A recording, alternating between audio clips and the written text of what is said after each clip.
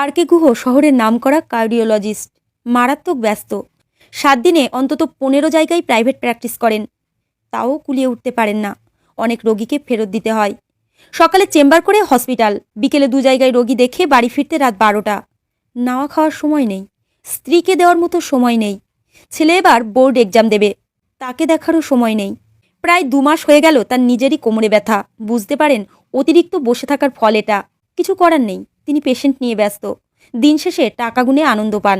তাছাড়া রোগী একবার হাতছাড়া হয়ে গেলে তাদের ফিরিয়ে আনা মুশকিল। অনেক ভালো ভালো ডাক্তারও মাছি মারেন, এটা তিনি জানেন। ফলে শত কষ্ট হলেও চালিয়ে যাচ্ছেন। ইদানিং ব্যথায় থাকতে না পেরে বাধ্য হয়ে সাউথে গেছিলেন। নিজের ট্রিটমেন্ট নিজেও করেছেন। শহরের নামকরা শল্য চিকিৎসক দেখিয়েছেন। কাজের কাজ কিছুই হয়নি। যেমন ব্যথা তেমনই আছে, বরং দিন দিন আরও বাড়ছে। স্ত্রী গীতা তাকে প্রায় প্রাইভেট রোগী দেখা বন্ধ করতে বলেন, রেস্ট নিতে বলেন, কিন্তু গুহ সোনার পাত্র নয়। তিনি জানেন এই জায়গায় আসতে তাকে কত পরিশ্রম করতে হয়েছে, কত পড়াশোনা করতে হয়েছে, বিখ্যাত সব ডাক্তারদের সঙ্গে পাঙ্গা নিতে হয়েছে, ঔষধ কোম্পানিগুলোর সঙ্গে আপোষ করতে হয়েছে, ক্লিনিকগুলোর সঙ্গে হেসে কথা বলতে হয়েছে, তাদের অন্যায্য আবদার মানতে হয়েছে। এখন হুট করে বন্ধ করে দিলে তারা মানবে কেন? উল্টে রোগী হাতছাড়া হবে। এসব ব্যস্ততার কারণে তিনি আত্মীয় স্বজন, বন্ধু বান্ধব সবাইকে ভুলে গেছেন। বাতিল করে দিয়েছেন প্রায় সমস্ত যোগাযোগ, ফোন আলাপ। শুধু আত্মীয় স্বজন নয়, নিজের পাড়ায়ও কাউকে চেনেন না, কারো উপকারে আসেন না। এলাকায় এমনভাবে হাঁটেন, এমনভাবে ঘোরাফেরা করেন যেন কেউ তার নাগাল না পায়। অত্যন্ত গম্ভীর থাকেন সর্বদা। আজ ছিল ইছাপুর কণ্ঠাধারের চেম্বার। 8 ঘন্টা লেটে পৌঁছাতেই অ্যাসিস্ট্যান্ট ছেলেটি জানালো অন্তত 15 জন এক্সট্রা নাম লিখিয়েছে। তারা এসে অলরেডি বসে আছে। ডক্টর গুহ খুশি হলেন, তবু ছেলেটিকে ধমকে বললেন, বলেছি না এত নাম লেখাবে না।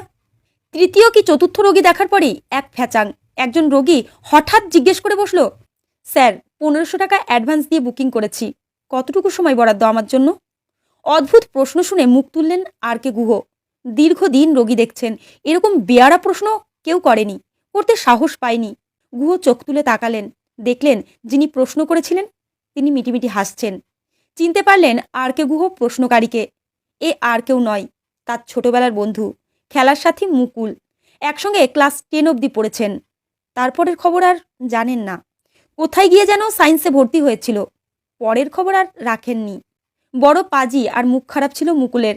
গালি ছাড়া যেন কোনো কথাই জানতো না।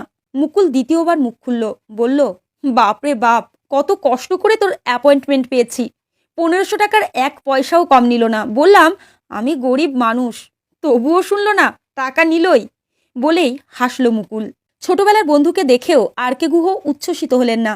কোথায় থাকিস, কি করিস, এই সামান্য কথা কটাও জিজ্ঞেস করলেন না। শুধু বললেন, কি হয়েছে বল, টেস্ট করিয়েছিস কোনো? মুকুল আবার হাসল, তারপর ধীরে ধীরে বলল, না রে, আমার কোনো সমস্যা নেই, শুধু তোর সঙ্গে দেখা করব বলেই এসেছি।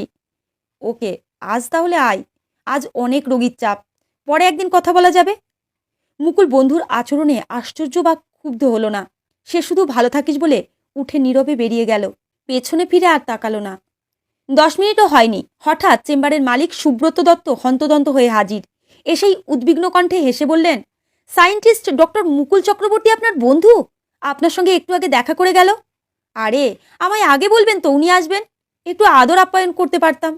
কি যে করেন না আপনারা, ইন্ডিয়ার মেডিকেল কাউন্সিলের লোক, বলতে হয়তো আগে। বলেই ক্ষুব্ধ ভদ্রলোক আবার তড়িঘড়ি বেরিয়ে গেলেন।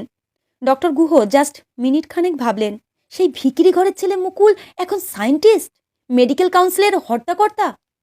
পরক্ষণেই রোগীর চাপের কথা ভেবে সমস্ত মাথা থেকে উড়িয়ে পেশেন্ট দেখতে শুরু করলেন। মিনিট 5 যায়নি, আর এক উৎপাত। অ্যাসিস্ট্যান্ট ছেলেটি এবার এমন একজনকে এনে হাজির করলো যাকে দেখে ডক্টর গুহর মাথায় রক্ত উঠে গেল। গুহ অত্যন্ত বিরক্ত হয়ে অ্যাসিস্ট্যান্ট ছেলেটাকে ধমকে বললেন, বাইরে থেকে কিছু দিয়ে বিদায় করলে না কেন, আমার কাছে পাঠিয়েছ কেন? অ্যাসিস্ট্যান্ট ছেলেটি বলল, অনেক বলেছি স্যার, উনি কোনো কথাই শুনলেন না, বললেন আপনার সঙ্গে জরুরি দরকার। গুহ এবার ছেলেটিকে ভালো করে দেখলেন, নিশ্চিত কেউ মারা গেছে। সর্বাঙ্গে গুরুদশার ছাপ, হাতে কুশন। ডক্টর গুহ এবার পকেট থেকে মানি পার্স বের করে 500 টাকার একটি নোট ছেলেটির দিকে এগিয়ে দিয়ে বলল, আর কোনোদিন চেম্বারে ঢুকবে না, যাও, বেরিয়ে যাও। ছেলেটি টাকা নিল না, উল্টে রুক্ষ কণ্ঠে বলল, অনেক কষ্টে 2 দিন ঘুরে আপনার ফোন নাম্বার পেয়েছি। 1500 টাকা ভিজিট দিয়ে তবে আপনার সঙ্গে দেখা করতে পেরেছি। ফোন নাম্বার চেঞ্জ করেন কেন? ছেলেটির সাহসে ডক্টর গুহ অত্যন্ত আশ্চর্য হলেন। এবার উঠে দাঁড়িয়ে চিৎকার করে বললেন, তোমার সাহস তো মন্দ নয়, যাও, বেরিয়ে যাও, বেরিয়ে যাও বলছি। ছেলেটি গেল না, উল্টে একটু ঠান্ডা হয়ে বলল, ধমকাবেন না, আমি আপনার গ্রাম বনগাঁ ঢাকাপাড়া থেকে এসেছি। ডক্টর গুহ এই একটি শব্দে একেবারে চুপ করে চেয়ারে ধপ করে বসে পড়লেন। ছেলেটি আবার বলল, ঢাকাপাড়া আপনাদের পাশের বাড়ির ছেলে আমি।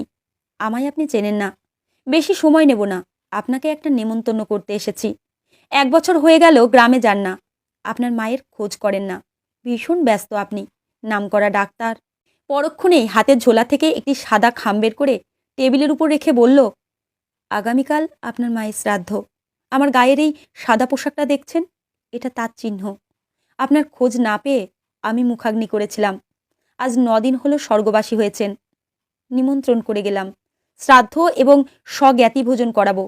একটু থেমে ছেলেটি আবার বলল, আপনার মা আমার হাত দুটো ধরে বলেছিলেন, আমার শ্রাদ্ধে ছেলেটারে নেমন্তন্ন করিস না, ও খুব ব্যস্ত, বড় ডাক্তার, ওরে তোরা বিরক্ত করিস না। সরি ডক্টর, আপনার মায়ের কথা আমি রাখতে পারলাম না। যাবার কথা বলবো না, আপনি ব্যস্ত মানুষ, বড় ডাক্তার, কত দায়িত্ব, খবরটা দেওয়া উচিত, তাই দিয়ে গেলাম। বলেই ছেলেটি গায়ে জড়ানো সাদা মার্কিন কাপড়ের আঁচলে চোখ মুছতে মুছতে বেরিয়ে গেল।